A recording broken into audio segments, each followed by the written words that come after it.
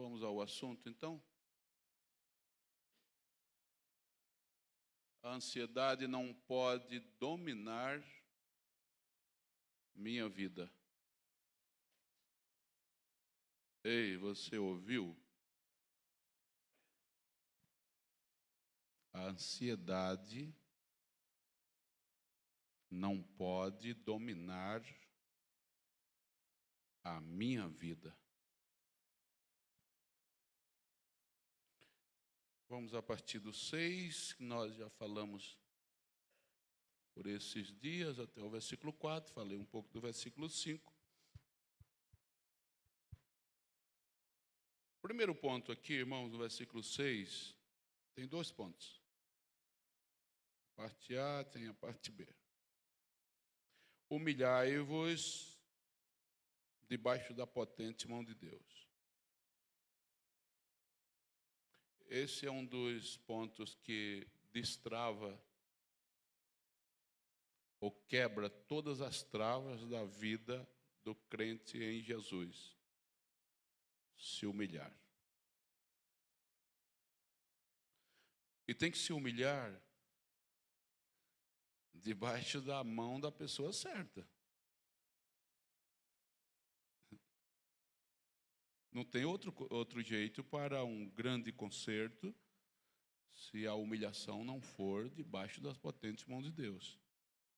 Não tem outro jeito.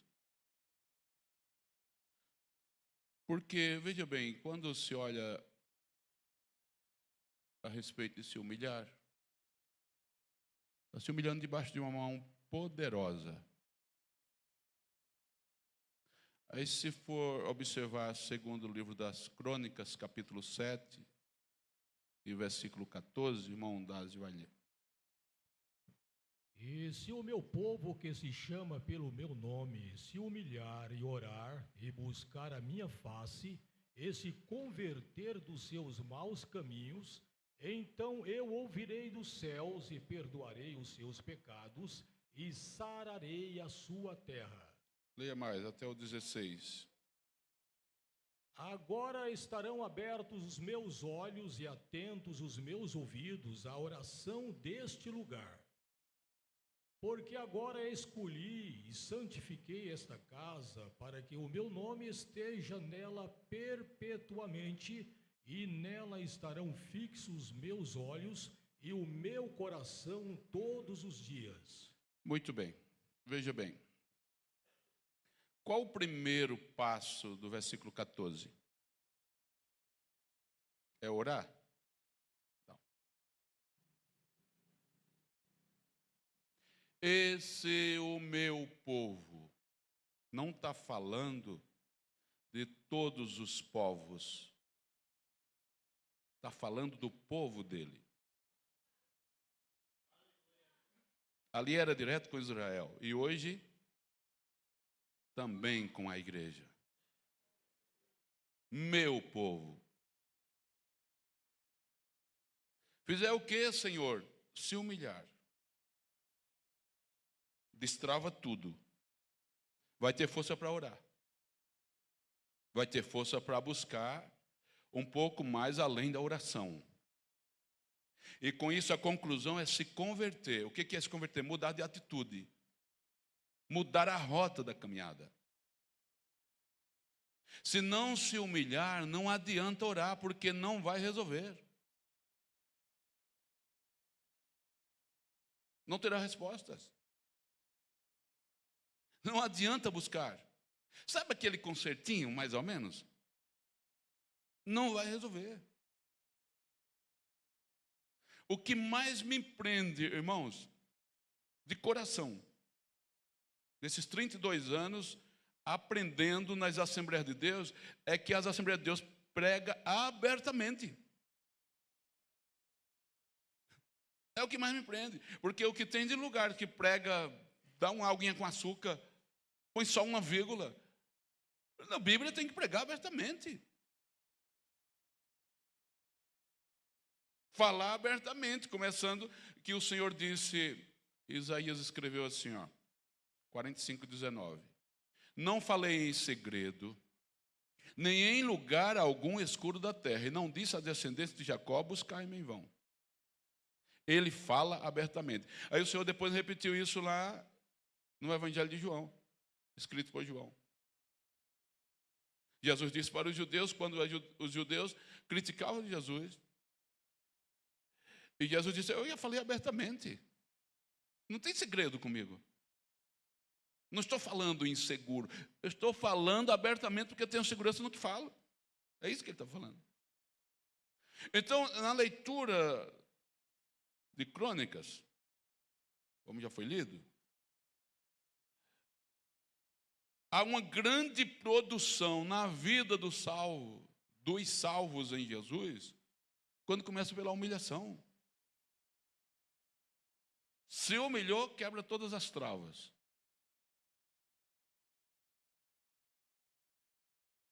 Aí pode orar, pode buscar. Porque se não se humilhar, até vai orar. Até vai buscar. Até vai se converter parcialmente. Por partes. Se converte numa coisa e não se converte em outras. Não fica resolvida a causa. A causa só fica resolvida quando se humilha. Não tem outro jeito. Sabe, não tem meia verdade com o Senhor. Quer ver um outro ponto? Que aqui o apóstolo Tiago escreveu, capítulo 4, versículo 7. Pode ler. Sujeitai-vos, pois, a Deus, resisti ao diabo, e ele fugirá de vós. Isso, deixa um pouquinho aí, que depois nós vamos ler ainda o versículo 10 ao 12. Não adianta querer bater de testa com o diabo se não fizer a parte A do versículo. Não vai vencer o bicho ruim. O bicho ruim é cruel. Não, eu sou servo de Deus, eu sou serva de Deus e eu vou bater de testa. Não vai não. Se não se humilhar perante o Senhor, não vai vencer o diabo nunca. Porque o diabo é vencido pelo Senhor em nossas vidas. Não tem outro jeito. Aí sim, se humilha perante o Senhor, resiste o inimigo e ele vai fugir. Irmãos, só em lembrar da leitura de Mateus 4, que todos conhecem, a tentação de Jesus no deserto. Que o diabo teve a ousadia de tentar o próprio Jesus. Imagina você e eu. Ele teve a cara de pau, a ousadia, a coragem de chegar diante de Jesus e querer colocar dúvida em Jesus. Dúvida? Se tu és o Filho de Deus. Não é dúvida, não? Você entendeu a gravidade quando não se humilha diante de Jesus? Não dá para caminhar com Jesus se não andar humildemente perante Ele. Não tem outro jeito. Não vai vencer o diabo nunca. Ainda em Tiago 4, versículos 10 ao 12. Humilhai-vos perante o Senhor e Ele vos exaltará. Irmãos, não faleis mal uns dos outros. Quem fala mal de um irmão e julga seu irmão, fala mal da lei e julga a lei. E se tu julgas a lei, já não és observador da lei, mas juiz. Há só um legislador e um juiz, que pode salvar e destruir. Tu, porém, quem és que julgas a outrem? Eu acho muito bonito isso. No versículo 10 mandou se humilhar. No versículo 11 falou para não falar do irmão. Veja bem, nas 7 cartas do Apocalipse, quem foi que chamou a atenção da igreja? Quem foi que falou alguma coisa da igreja? Você viu lá alguém falando um do outro? Só Jesus chamou a atenção de todos, começando pelo pastor da igreja. Porque Jesus é o dono da igreja. Porque Jesus é o glorioso da igreja. Ele não deu permissão a ninguém para um falar do outro. Você não é membro? Eu também sou. Eu não sou membro? Você também é.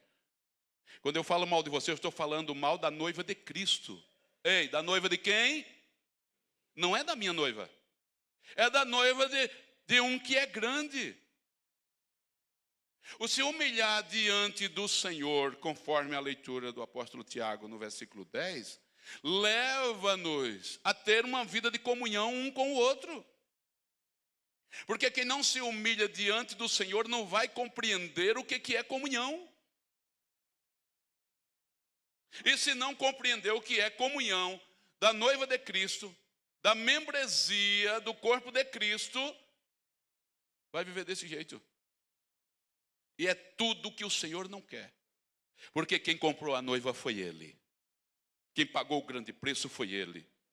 Quem tirou você e eu de uma condenação eterna foi Ele. E Ele fica, na linguagem nordestina, muito zangado quando isso acontece. Sabe, zangado, chateado.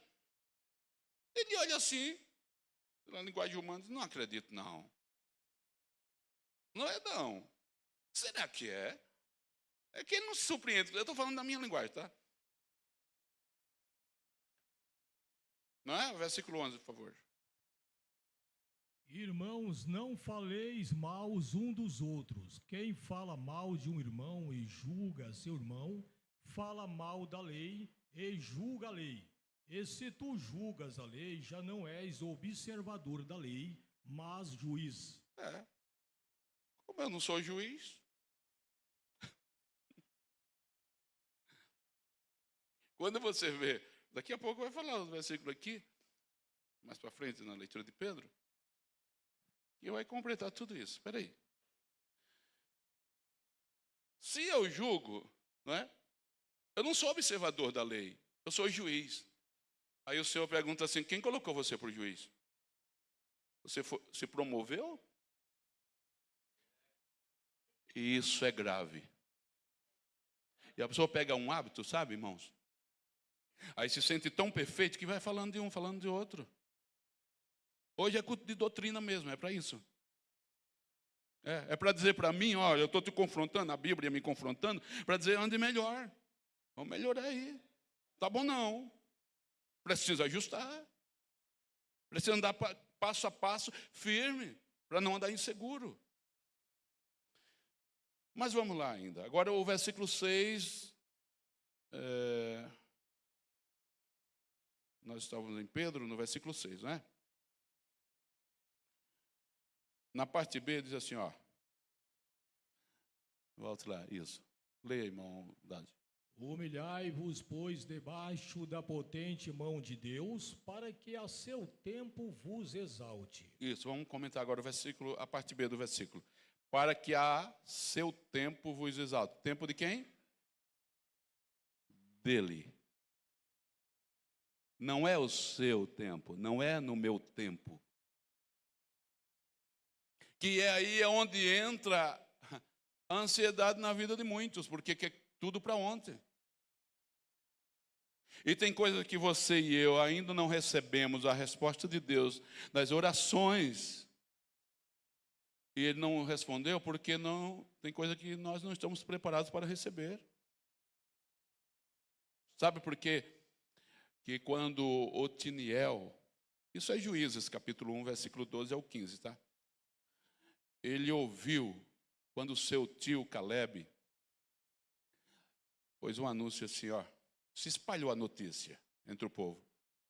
Quem descer a cidade de Kiriat-Zefer, acho que é esse o nome da cidade, e vencer essa batalha, eu dou a minha filha Axa por esposa. O Otiniel olhou e falou, vou casar com a minha prima, moça bonita, moça de família, moça direita, moça que tem moral, um caráter moral admirável, eu vou casar com essa moça. Vou apostar todas as minhas moedas nessa guerra aí e vou vencer, quer ver? Foi lá e venceu. Voltou e disse assim: ô tio, guerra vencida. Marca o casamento? Marcaram o casamento. Aí ele se casou com a sua prima Áquisa. Aí Áquisa vai lá, foi caminhando com Otiniel, seu esposo, e começou a não reclamar, mas fez um comentário com ele. E disse assim, ó, isso é Juízes, capítulo 1, a partir do versículo 13 e 14. Disse assim, olha, o meu pai deu a herança, mas não tem água. Sabe o que Otiniel fez? Diz assim, e ele a persuadiu para que fosse ao pai dela e lhe pedisse terra com água, com fontes. O que ela fez? Ela foi convencida pelo seu esposo, montou no jumento e saiu. Após ser convencida, ela monta no jumento, montou para andar, andou para chegar, chegou para ouvir. Ela ouviu seu pai falar. O que tem, minha filha? Parece que é o versículo 14 ou 15. E ela disse, o Senhor me deu terra e não tem água, mas eu quero terra com água. Então não esqueça, ela foi convencida para tomar decisão, tomou a decisão, montou no jumento para andar, andou para chegar, chegou para ouvir. Ouviu, além de ver o seu pai, ela ouviu. Ouviu para pedir, pediu para descer do jumento, diz que ela apiou do jumento com pressa. Isso é, desceu do jumento rapidamente. E ela pediu para receber e recebeu para possuir. O que quer dizer com isso? Ela estava pronta para receber. Por quê? Porque estava pronta para administrar aquilo que havia recebido. Tem coisas que o Senhor tem resposta, mas vai demorar. Isaac orou, tinha 40 anos de idade, Gênesis capítulo 25. Casou com Rebeca, Rebeca não poderia lhe dar filhos. E diz assim, o Senhor ouviu a oração de Isaac. Mas só respondeu 20 anos depois, quando ele estava com 60 anos. Quando ele pediu, ele tinha 40, e diz o Senhor ouviu. Mas deixou para responder 20 anos depois. Por quê? Porque naquele momento ele não tinha estrutura para receber. Porque receber para entrar em um momento de emoção e estragar ou perder o que recebeu, é melhor não receber. A frustração é maior, o constrangimento é maior, quando se recebe, não administra e joga fora, e perde. Então, quando diz assim, olha, ao seu tempo, para que ao seu tempo, ao tempo de Deus, Ele vos exalte, ou Ele vos possa lhe responder. Isso quer dizer, dentro do tempo dEle. Observe que, quando se fala dentro do tempo do Senhor, você vai observar que no Eclesiastes, capítulo 3, versículo de 1 ao 7, toda a igreja conhece, Eclesiastes 3. Há tempo, pode ler, até o versículo 7. Tudo tem o seu tempo determinado, e há tempo para todo o propósito debaixo do céu. Há tempo de nascer e tempo de morrer, tempo de plantar e tempo de arrancar o que se plantou. Tempo de matar e tempo de curar, tempo de derribar e tempo de edificar. Tempo de chorar e tempo de rir, tempo de plantear e tempo de saltar. Tempo de espalhar pedras e tempo de ajuntar pedras, tempo de abraçar e tempo de afastar-se de abraçar. Tempo de buscar e tempo de perder, tempo de guardar e tempo de deitar fora. Tempo de rasgar e tempo de coser, tempo de estar calado e tempo de falar. Não preciso nem explicar isso, né? Porque todos nós vivemos dessa forma. Desse jeito. Tempo de juntar pedras. E tempo de espalhar pedras. Você observou que na vida é assim? A pedra fala de peso. Não tem uma fase na nossa vida que cada dia vem mais peso? Ou você nunca passou por isso? Mas não tem essa, quando passa essa fase, é tempo de espalhar pedra, aí fica mais leve a caminhada? Você viu que há tempo de abraçar e há tempo de afastar-se de abraçar? O que é tempo de abraçar? Não é tempo de namoro de adolescente, porque você não tem estrutura para um casamento. É tempo de estudar. Se preparar para a caminhada do dia a dia. Depois que tiver estrutura, é tempo de abraçar, é tempo de casar, tempo de namorar, depois um noivado abençoado e um casamento. Tempo de guerra. Você viu que tem tempo em nossas vidas, em todos nós, que é uma guerra que só Jesus para dar graça. Ou você nunca passou por isso? Mas você viu que de repente o Senhor coloca as mãos e a guerra desaparece. Parece que, o que aconteceu? Que está tudo bem agora. Tem aquele ano que é um ano que só pelo sangue de Cristo, não é? Mas de repente parece que não aconteceu nada. Ei, entenda o tempo. E quando a gente não entende o tempo, a gente acha que tudo está errado. E não está, não. É o tempo, é a fase. Hoje é o tempo que você está atravessando, mas vai passar. Tudo passa. Parece que não vai conseguir, mas a Bíblia diz na primeira epístola aos Coríntios, capítulo 10, versículo 12 e 13, não veio tentação a vós, senão humana. E ele não deixa tentar além do que poder suportar, porque com isso ele dá, vai manifestar o escape. É tempo de escape. Hoje crente vai sair daqui debaixo de um escape divino. Glória a Jesus.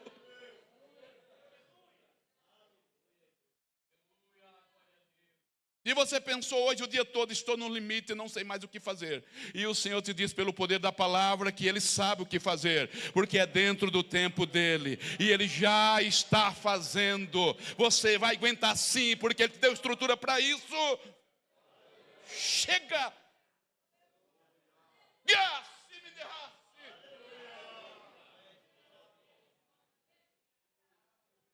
Vai aguentar sim. E te estruturou, te enraizou. Vai vencer sim, em nome de Jesus. Você olha para Ezequiel capítulo 18, o versículo de 1 ao 4, e vai falar da uva verde que fora colhida. Vamos ler. E veio a minha palavra do Senhor dizendo: que tendes vós que dizeis esta parábola acerca da terra de Israel, dizendo: os pais comeram uvas verdes e os dentes dos filhos se embotaram. Vivo eu, diz o Senhor Jeová, que nunca mais direis este provérbio em Israel. Eis que todas as almas são minhas. Como a alma do pai, também a alma do filho é minha. A alma que pecar, essa morrerá. Muito bem. Uva verde não dá. Ainda não foi apurado o doce, ainda não está no ponto. O que é isso? As coisas fora do tempo. As coisas fora do tempo só dá prejuízo. Entenda o seu tempo. A ansiedade na tua vida, hoje, terça-feira, é porque você não está entendendo o tempo. Não é tempo da colheita. A uva está verde. Está avançando, queimando as etapas. Está queimando as etapas. Para nós obreiros, queimar etapa no ministério não dá certo, você não vai crescer. Cadê Matias na Bíblia, irmãos? Cadê? Aonde aparece Matias? Eita, Judas morreu. Sim, morreu. E agora Pedro? E agora João? E agora Tiago? Está precisando de mais um. Aí um olha para o outro, fizeram uma reunião ministerial e fala assim: Matias, bom nome, figura de gente, figura de obreiro. Pensa de gente boa. Sim, crente. Em Jesus, salvos. Mas tinha chamado para isso? Cadê Matias? E Deus olha lá de cima e diz, não, é Paulo. Calma. É Paulo. Meu negócio é com Paulo. Mas o Paulo era uma tragédia para a igreja, até ali. Perseguidor da igreja, matador de crente. E Deus olha de cima e diz, não, eu vou pregar para ele. Ninguém chega perto dele. Quero ver se ele vai me aguentar. Você viu o que ele fez com Paulo? A luz nos olhos dele.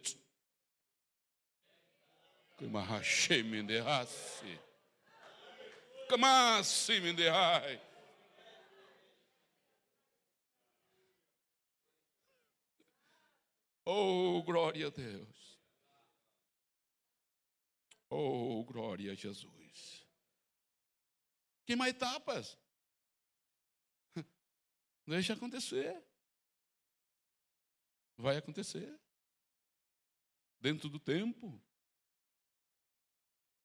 Criança querendo ser adolescente querendo ser jovem querendo ser 51. Não, vai chegar a ser 50. Você vai ver que começa a sentir cansaço já nas pernas, na caminhada. Calma, viva hoje.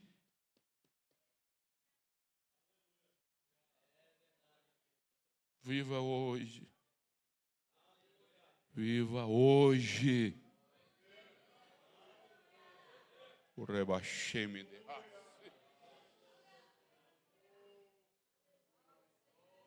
oh, glória a Deus. A fábrica de lenço não pode fechar. Não pode ir à falência. Aleluia. Oh, glória a Deus. Uva verde. Tá certo? Não. Coisas fora do tempo, ou antes do tempo. Um amigo meu, eu tinha, bem no início da caminhada, e ele nunca tinha trabalhado, dormia até meio-dia. Isso eu acho muito feio. Eita, coisa feia.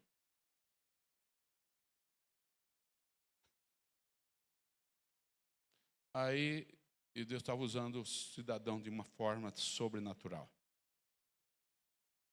A igreja que ele congregava, se pregava, era bem rasa no sentido da palavra. Mas na oração, não tem igual no Brasil. Não mais buscava mesmo. O menino era da minha faixa de idade. Na época, dos 19, 20 anos. Aí, namora uma moça na igreja. Moça temente a Deus, moça de família, moça que queria ir para o céu. Aí entrou o desespero, porque a igreja deu 1 ano para eles, de 6 meses a 1 ano para o casamento. E agora, para quem nunca trabalhou, irmão, como é que faz? Como é que faz um negócio desse? Aí há o desespero de procurar emprego, e procura emprego, e aquela agonia, sabe? Aí os pais ajudaram e houve o casamento. Para você ter uma ideia do que estou falando, esse cidadão, ele estava em um culto, na Zona Leste de São Paulo, lá. Estava uma pessoa com deficiência visual. Ele ordenou em nome de Jesus, a pessoa voltou a enxergar. Para você ver o quanto Deus usava o cidadão. Aí entra a ansiedade que tinha que casar, porque tinha que casar. Mas o casamento não durou 1 ano. Não tinha estrutura para isso.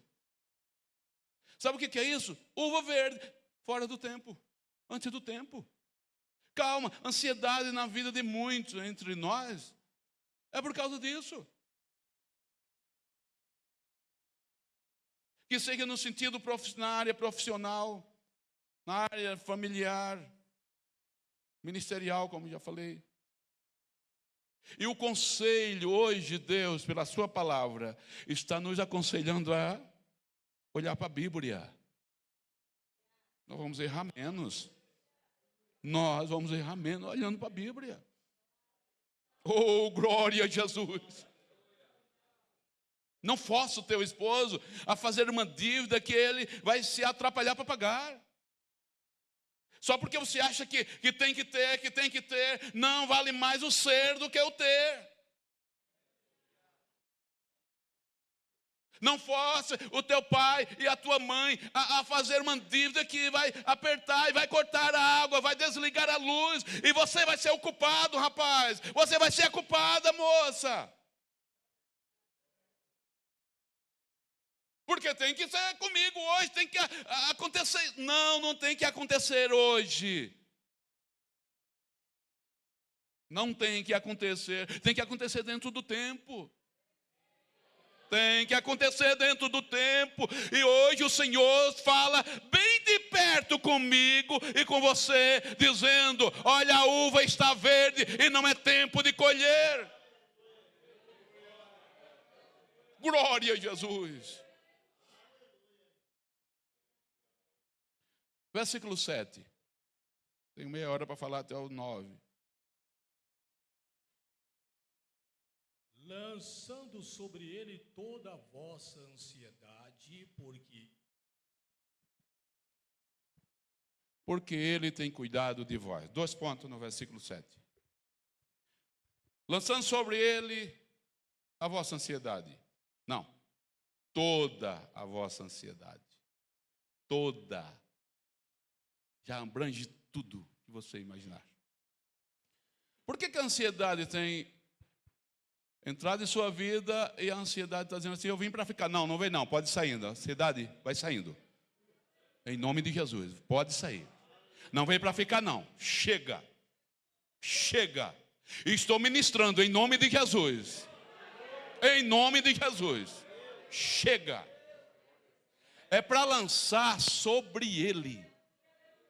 É que você tem lançado parcialmente, partes, que tem produzido em você tanta ansiedade. Ele diz: não, lança tudo, manda para mim. Não, fala a verdade, olhando para Jesus, a gente fica cada dia querendo ser mais crente. Toda a vossa ansiedade. Então, quando se fala de toda a ansiedade, não deixa nada não sem entregar para ele. Senhor, eu me precipitei, por isso estou ansioso, por isso estou ansiosa, e é por causa disso. Sabe aquela conversa aberta com ele? É isso, simplesmente isso. Se você tem culpa, ou aconteceu, sabe, que vem uma tempestade de coisas sobre todos nós, isso é do dia a dia, e está te deixando assim tão ansiosa, tão ansioso, conta tudo para ele. Tudo, não deixa nenhuma vírgula da conversa do lado de fora. Tudo nos pés dele. Lança para você ver o que vai acontecer a partir de hoje. E em nome de Jesus, em algumas vidas já começa a acontecer aqui, ao vivo.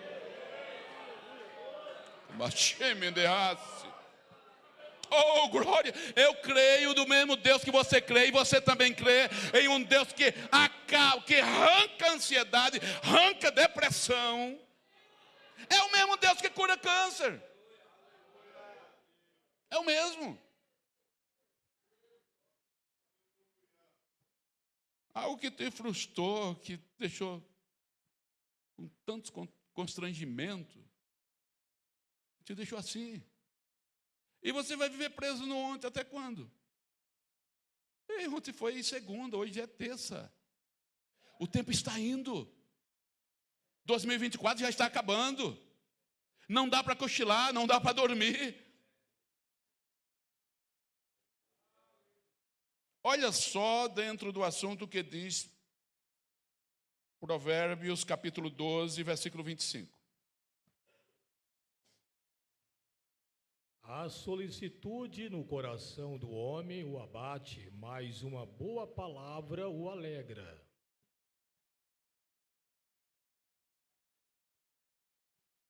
A ansiedade do coração traz abatimento. Começa a judiar de você e de mim. Mas uma boa palavra o alegra. E não é que essa boa palavra já veio? Tome posse da palavra dele. Isso aqui não é inovação, é Bíblia. Não é conversa do irmão Rielso, é Bíblia. Boa palavra é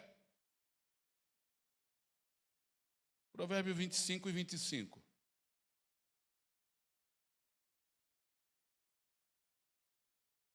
Como a água fria para uma alma cansada, assim são as boas novas de terra remota.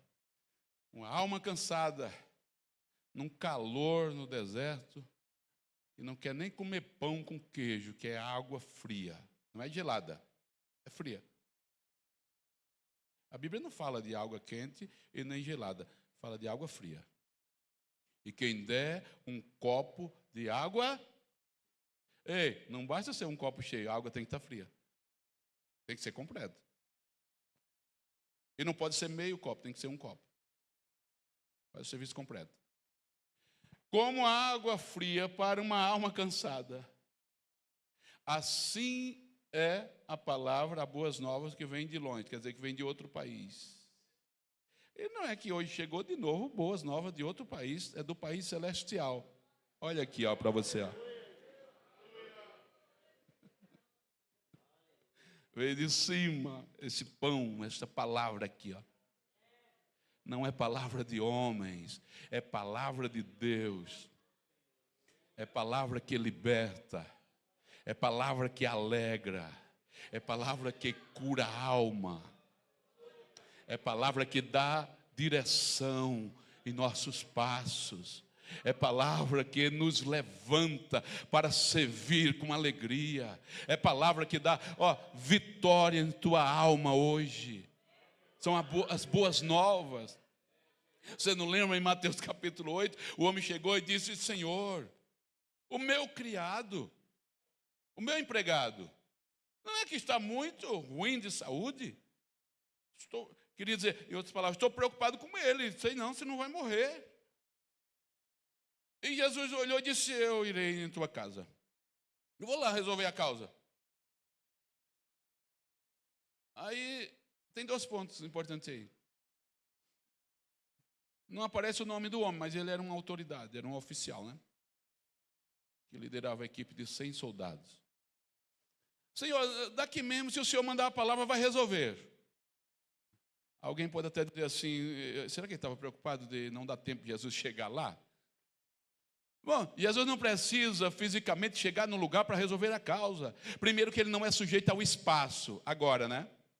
Ele como homem, ele tinha que se comportar como homem, conforme todos, né? Mas bastava falar como falou. E ordenou uma palavra, aconteceu na casa do homem. Aí depois aconteceu de novo em João capítulo 4. Parece-me que é o versículo 50.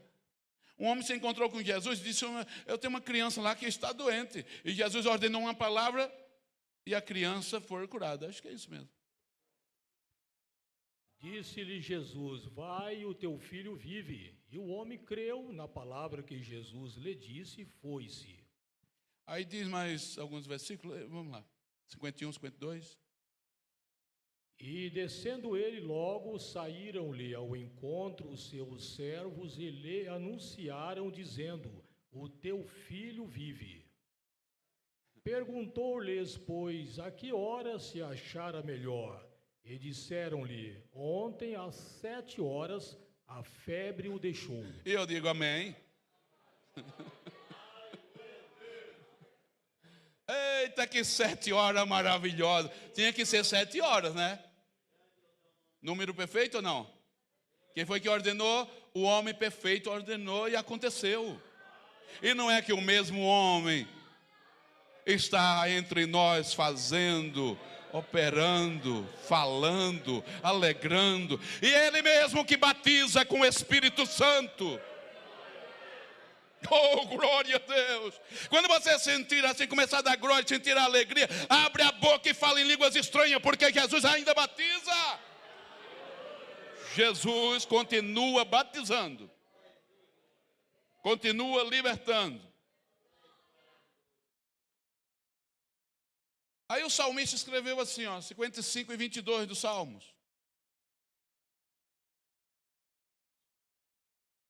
Lança o teu cuidado sobre o Senhor, e Ele te susterá. Nunca permitirá que o justo seja abalado. Lança toda a ansiedade, não é? Pedro 5,7. Está aí, lá no salmista. O salmista também falou. Você vai sentir o impacto. Lança o teu cuidado, tua ansiedade sobre o Senhor. E Ele te susterá. Você está viva, você está vivo porque Ele tem sustentado. Você e eu, nós. E na parte B ainda diz assim, nunca, sabe o que é nunca? Nunca permitirá que o justo seja abalado. Pastor, você não imagina, é isso que passa na sua mente agora.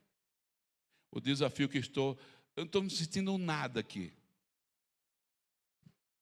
Sim, você sentiu o impacto, mas abalado não está. Tua estrutura é a mesma. Vai passar. A Bíblia diz, não permitirá, nunca, viu? Que o justo seja abalado. Porque o justo, independente de épocas, de tempo, de lugar, vai andar sempre priorizando o Senhor. Aí pode vir vento. E ele sabe muito a respeito do vento. Sabe por quê? Porque quando eu me deparo com Provérbios capítulo 30, parece-me que o versículo 4, diz assim, quem parou o vento no seu punho? Olha lá. Quem subiu ao céu e desceu? Quem encerrou os ventos nos seus punhos? Quem amarrou as águas na sua roupa? Quem estabeleceu todas as extremidades da terra? Qual é o seu nome e qual é o nome de seu filho, se é que o sabes? É Deus vivinho, né? Qual o nome do seu filho? Aí a igreja sabe, é o noivo da igreja, o nome dele é Jesus Cristo. É Cristo Jesus, é o glorioso, é o poderoso, é o grande. Ele é tudo isso aí e muito mais. Como é o nome do seu filho? Qual o nome do seu filho? Você acha que o vento vai te levar? Vai nada. Vai não. Firme. Eita glória. Parte B do versículo 7.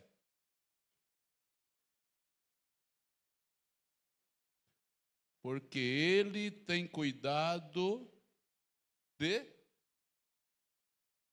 Aí você diz assim, como é que tem cuidado? Como que Ele tem cuidado de mim se eu estou desse jeito? E você está desse jeito porque Ele tem cuidado. Porque se Ele não tivesse cuidado, há muito tempo já teria descido à sepultura. Há muito tempo o inferno teria tragado a tua alma ou a minha alma. Mas Ele tem cuidado. Não é por causa de desafio que Ele não tem cuidado. Ele tem cuidado e mostrando que você venceu até aqui por causa dEle. É por isso. Ele quis te levar à loucura. E você sabe que o Senhor fala contigo hoje, ao vivo. Louvado seja o nome de Jesus. Tinha levado você ao suicídio. Que baixei me derrasse. Glória a Deus. Aí sabe o que aconteceu? Aconteceu o que está no Salmo 124. Vamos lá. Uma leitura rápida dos Salmos. Glória a Deus. Se não fora o Senhor que esteve ao nosso lado, ora, diga Israel. Se não fora o Senhor que esteve ao nosso lado, quando os homens se levantaram contra nós, Eles então nos teriam engolido vivos quando a sua ira se acendeu contra nós. Então as águas teriam transbordado sobre nós e a corrente teria passado sobre a nossa alma. Então as águas altivas teriam passado sobre a nossa alma. Bendito seja o Senhor, que não nos deu por presa aos seus dentes. A nossa alma escapou como um pássaro do laço dos passarinheiros. O laço quebrou-se e nós escapamos. Oh, glória a Deus! É a Bíblia renova crente. Palavras de homem não renova nada, mas a Bíblia renova a alma. O laço foi cortado. O laço foi cortado. Todos nós escapamos. Não sobrou um aqui. Todos nós escapamos. Porque ele, cortou o laço.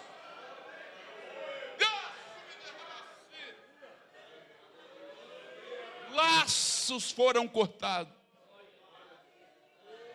Laço está sendo cortado hoje. Glória a Deus. Oh, glória a Deus. Glória ao nome de Jesus.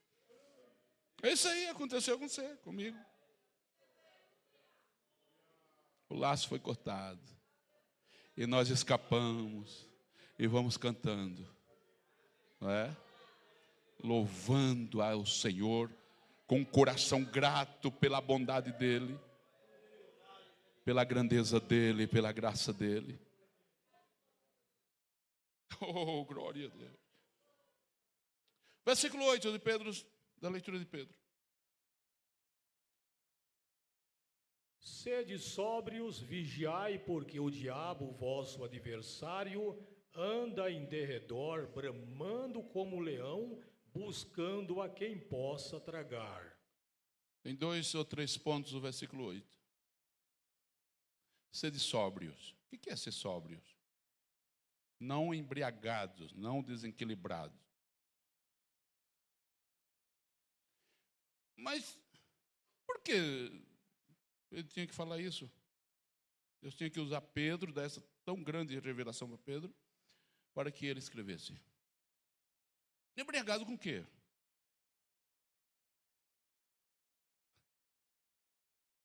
Quando os versículos anteriores, tem um versículo que diz que ele dá graça aos humildes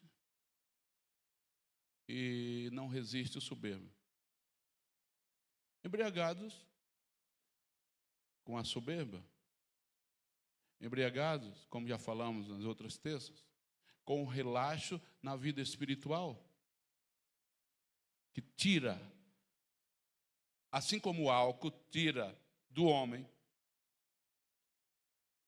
a noção de saber aquilo que está certo, que está errado. Eu via isso muito acontecer. Às vezes o cidadão não tinha dinheiro nem para fazer compra, mas quando estava cheio do álcool, só faltava dizer que era fazendeiro. Falava coisa com coisa. Perdia a noção. Então, quando fala aqui sóbrio, não cheio do álcool, sim, sóbrio, equilibrado.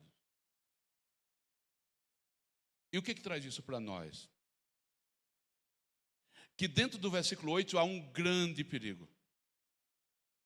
Um grande alerta que Pedro escreveu.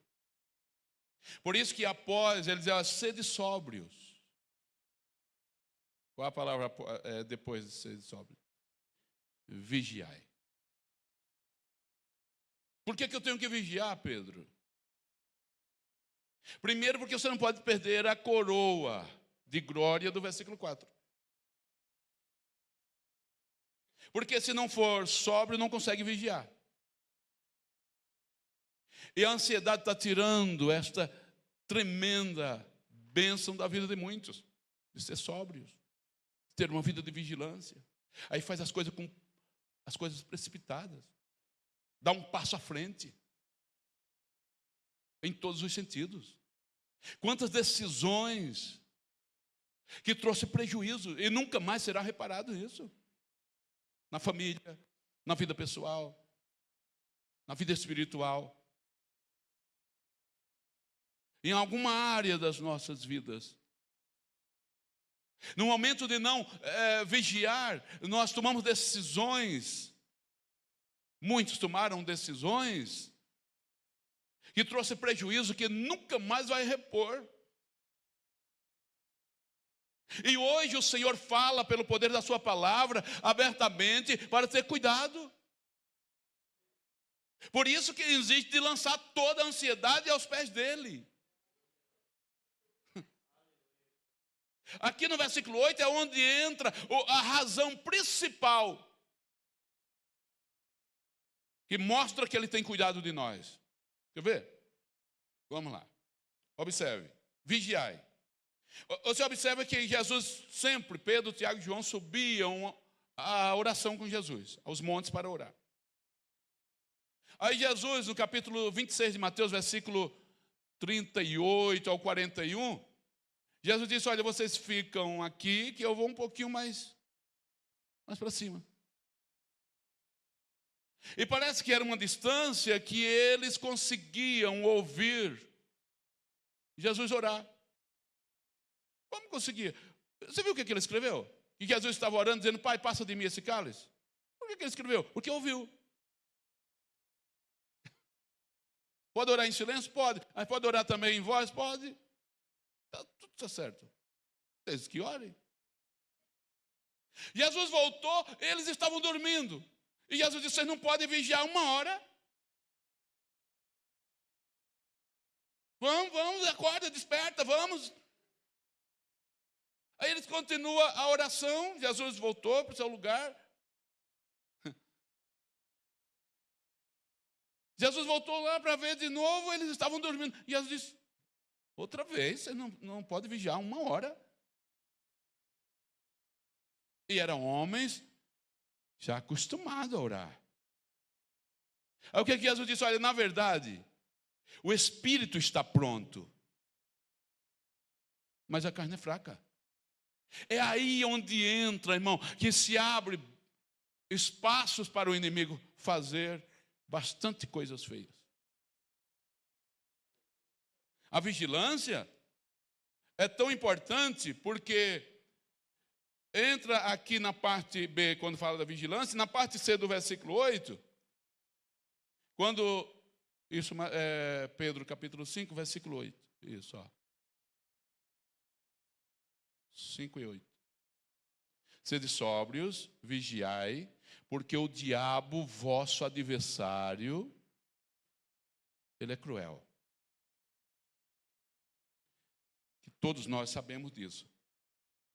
Aí você observa o que Paulo disse aos Efésios, no capítulo 4, versículo 27, está escrito assim, não dei lugar ao diabo. Leia do 27 a seguir, ao 32. Não deis lugar ao diabo. Aquele que furtava, não furte mais. Antes, trabalhe, fazendo com as mãos o que é bom, para que tenha o que repartir com o que tiver necessidade. Não saia da vossa boca nenhuma palavra torpe, mas só a que for boa para promover a edificação, para que dê graça aos que a ouvem. E não entristeçais o Espírito Santo de Deus, no qual estáis selados para o dia da redenção. Toda amargura e ira e cólera e gritaria e blasfêmias e toda malícia seja tirada de entre vós. Antes, sede uns para com os outros benignos, misericordiosos, perdoando-vos uns aos outros, como também Deus vos perdoou em Cristo. Tudo isso aí são brechas, são lugar aberto em nossas vidas, se a gente não vigiar, que o diabo vai se apoderando. Vai dando legalidade para ele. Falando palavrão, murmuração, que é tudo o que foi lido aí. Entendeu? deixar o Espírito Santo triste pelas nossas atitudes. É tudo isso. Será que ainda tem crente que não crê que, ou acha que é o pastor que está inventando isso? O pior que tem, irmãos. Como que tem? Tem porque continua do mesmo jeito. Como é que pode um negócio desse? É por isso que eu faço questão de colocar na tela para que todos vejam o que está sendo pregado. Toda cólera, ira, gritaria, bebedeira, tudo isso, seja tirado entre vós. Os que roubavam não roubem mais. Por quê? Porque o pecado que todos nós praticávamos antes de Jesus nos encontrar, você e eu vamos ser tentados a voltar às práticas. Aí Paulo diz, não dê lugar a ele, porque ele é atrevido, ele é entrão, ele entra onde não deve. É tudo isso. Em casa, leia detalhes por detalhes aí. Cada ponto para você ver. O quanto é importante observar a palavra. Por isso que na leitura do Eclesiastes diz, olha, é tempo de falar, mas é tempo de ficar calado. Na hora da cólera, da ira, fique calado. Porque senão chega a esse ponto. E você viu um dos versículos que diz assim, olha, que as nossas vidas é para promover edificação. Não me responda não, mas estamos promovendo edificação? Ou tudo é um peso? Não é isso que Jesus espera de nós. Aos Hebreus 6, versículo 8, 9, 10, tem um versículo que diz assim, mas de vós, irmãos, esperávamos coisas melhores. Está em Hebreus, capítulo 6. A terra que recebe bastante água, ela vai produzir. E se a terra é boa, vai produzir bons frutos. Aí diz assim, mas de vós, irmãos, esperávamos coisas melhores. E o Senhor não é injusto para se esquecer das vossas obras. É isso? 9, né?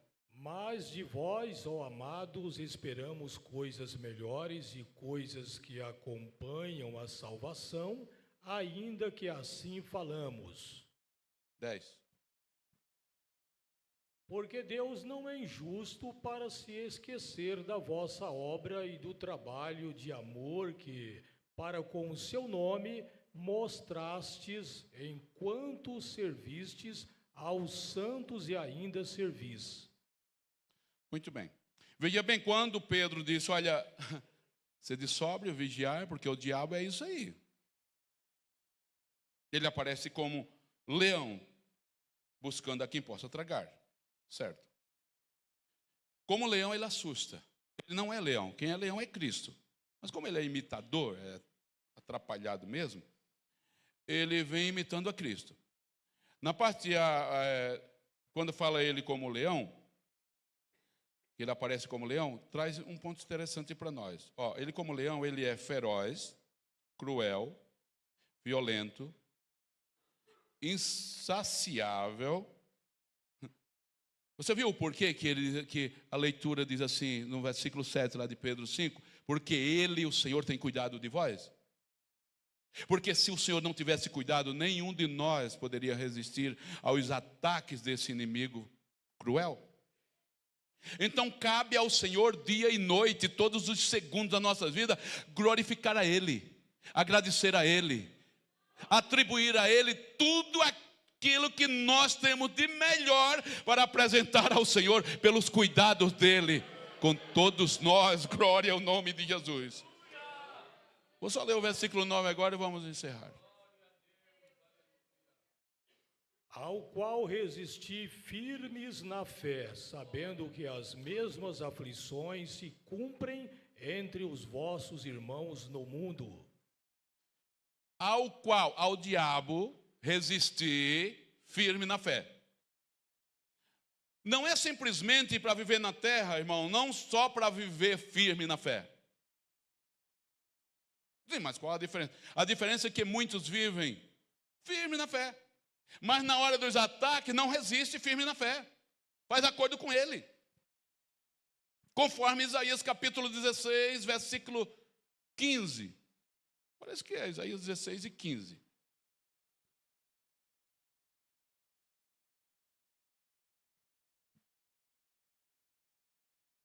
Mas agora falou o Senhor dizendo, dentro em 3 anos, tais quais os anos de assalariados, será envelhecida a glória de Moabe, com toda a sua grande multidão, e o resíduo será pouco, pequeno e impotente. 15. Peso Não, de tá errado. Damasco. Peraí. Vou colocar um, entrou outro, entrou Isaías 17.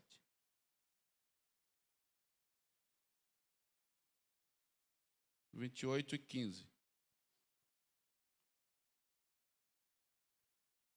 Porquanto dizeis, fizemos concerto com a morte e com o inferno fizemos aliança. Quando passar o dilúvio do açoite, não chegará a nós, porque pusemos a mentira por nosso refúgio e debaixo da falsidade nos escondemos. Pois é, veja bem. Concerto com a morte e com o inferno. Quando diz assim, resistir ao diabo, resistir firme na fé. O que é isso? Na hora do suborno, na hora da tentação, na hora da mentira, nada de acordo com ele. Nada de concerto, de acordo com a morte e com o inferno. Nós, você e eu, não temos nada com a morte e com o inferno na vida espiritual. Nada de morte espiritual. Nada de concerto com o inferno. Não. Salvo em Cristo é diferente. Nós andamos na contramão. Os corruptos não. Os corruptos têm nada a ver com Deus. Mas você e eu não. Fomos chamados para salvação. Entendeu? Os corruptos não. Uma mala de dinheiro já resolve. Você e eu não. Nós temos, além disso, na vida espiritual, salvação, libertação, vida em Cristo, paz em Cristo. Nada de acordo com a morte e com o inferno.